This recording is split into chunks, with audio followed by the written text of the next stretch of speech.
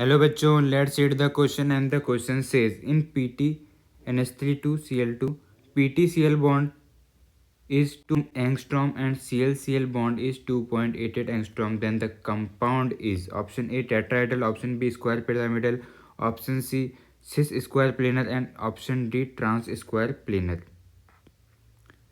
तो जो हमारा PT NH3 2 Cl2 जो कंपाउंड है, हमारा कॉम्प्लेक्स है, उसके अंदर PT का जो हाइब्रिडाइजेशन होता है वो होता है DsP2 और ये बनाता है हमारे पास स्ट्रक्चर स्क्वायर प्लेनर। तो इसका जो स्ट्रक्चर है वो ये इस तरह से बनता है NH3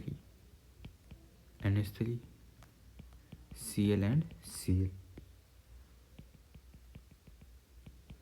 एक स्ट्रक्चर तो ये हो गया और इसका दूसरा स्ट्रक्चर एक और पॉसिबल हो सकता है जब ये दोनों NH3 या फिर इनमें से Cl ये दोनों अपोजिट डायरेक्शन में प्रेजेंट हों।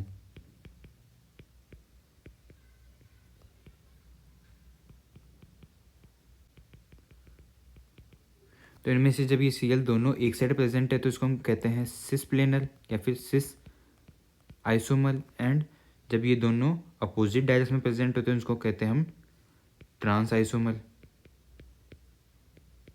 अब इसके अंदर कहा गया कि ये जो PTCl वाली जो बॉन्ड लेंथ है ना वो है हमारे पास 2 एंगस्ट्रम, और इसके बाद ये कहा गया कि इसके अंदर जो Cl डिस्टेंस है हमें ये बताना है कि ये जो आइसोमर बताया है इसके अंदर वो सिस प्लेनर है या फिर ट्रांस आइसोमर है। अब जब ये अगर ये दोनों Cl अपोजिट एंड के ऊपर होते, हमें पता है कि जो PTCl वाली जो लेंथ है वो है 2 एंगस्ट्रम और जो दोनों Cl की डिस्टेंस है वो है 2.88 एंगस्ट्रॉम।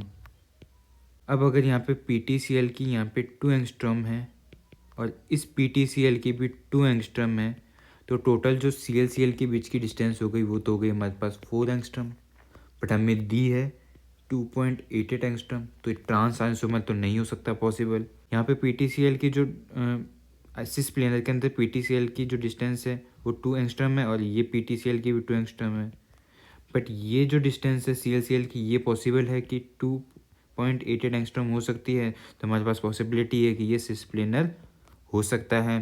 ट्रांस आइसोमर तो बिल्कुल नहीं होगा, पर सिस आइसोमर हो सकता है। तो हमारा जो आंसर हो जाएगा वो हो जाएगा ऑप्शन सी सिस प्लेनर, क्योंकि पॉसिबल है। तो हमारा करेक्ट आंसर है option C. Hope you understood it well. All the best.